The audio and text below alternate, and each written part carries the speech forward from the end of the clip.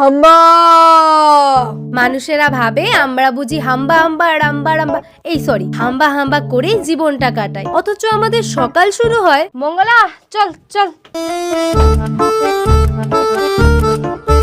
মঙ্গলবারে জন্মেছিলাম বলে নাম আমার মঙ্গলা। আর এই যে দেখো আমার ছোট্ট বুধু, ওই যে। তার আগে আজকে দেখবো তুমি কি মন্দির ঘরটিকে বেশি ভালোবেসে থাকো নাকি আল্লাহর ঘরটিকে বেশি ভালোবেসে থাকো। যদি তুমি আল্লাহর ঘরটিকে বেশি ভালোবেসে থাকো তাহলে এই ভিডিওতে একটা লাইক দিয়ে চ্যানেলটি সাবস্ক্রাইব করে দিবে। আর যদি মন্দির ঘরটিকে ভালোবেসে থাকো তাহলে কিচ্ছু করার দরকার নেই, আর কমেন্টে লিখে দাও আই লাভ ইউ আল্লাহ। বুধবারে জন্মেছিল, বুধুটাকে একটু দুধু খাওয়াতে যাব, নাও দুধ দোয়াতে হাজির। দেখে দেখে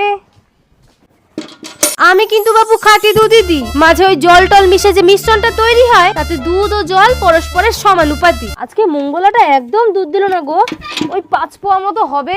কম দিয়েছি, বেশ করেছি। সবই যদি তোমায় দিই তাহলে আমার বুধু কি খাবে? ছেলেকে কোলের কাছে নিয়ে খাওয়াচ্ছি, ইতিমধ্যে দেখি আমার খাবারও চলে এলো।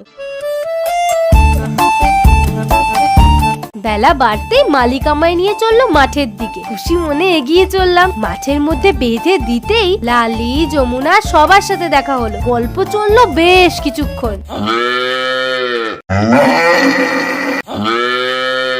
আলাপ সেরে মধ্যাহ্নভোজে মনোসংযোগ করলাম। গাছের ঘাস শেষ করে দূরের দিকে যাব, গলার দড়িতে পড়লো টান। হতাশ মনে হঠাৎ দেখি একটা সুপুরুষ ষাঁড় আমার দিকেই আসছে। হাম্বা হাম্বা রাম্বা রাম্বা কাম্বা কাম্বা কাম্বা কাম্বা দুম্বা দুম্বা বুম্বা বুম্বা বাম্বা বাম্বা কুকু হাম্বা হাম্বা রাম্বা রাম্বা কাম্বা কাম্বা কাম্বা কাম্বা দুম্বা দুম্বা বুম্বা বুম্বা বাম্বা বাম্বা দুষ্টু গরু।